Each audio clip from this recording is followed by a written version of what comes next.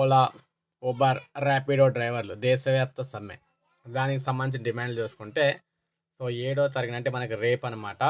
కనీస ఛార్జీలు, డ్రైవర్ల పని పరిస్థితులపై ఓలా, ఊబర్, ర్యాపిడో డ్రైవర్లు దేశవ్యాప్తంగా శనివారం సమ్మెకు దిగనున్నారు.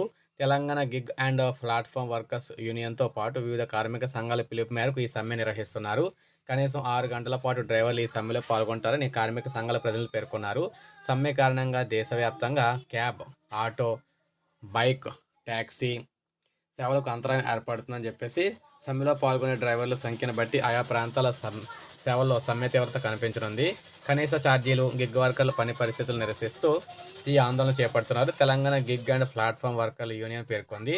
క్యాబ్ సేవలను నియంత్రించేందుకు తీసుకొచ్చిన మోటార్ వెహికల్ అగ్రిగేటర్ గైడ్‌లైన్స్ 2020 ఉన్నప్పటికీ ఆయా ప్లాట్‌ఫామ్స్ మాత్రం ఇష్టానుసారం ఛార్జీలు నిర్ణయిస్తున్నాయని కార్మిక సంఘాలు పేర్కొన్నాయి. కాబట్టి ప్రభుత్వమే ఛార్జీలు జోక్యం చేసుకుని కనీస ఛార్జీలు నిర్ణయించాలని అనుకున్నారన్నమాట. ప్రైవేటు వాహనాలను కమర్షియల్ అవసరాలకు వినియోగించడంపై చర్యలు తీసుకోవాలని కార్మిక సంఘాల ప్రతినిధులు కోరుతున్నారు. డ్రైవర్ల ఆదాయానికి రక్షణ కల్పించడంతో పాటు పని పరిస్థితులు మెరుగు కోరుతూ ఈ సమ్మె జరుగుతుందన్నారన్నమాట.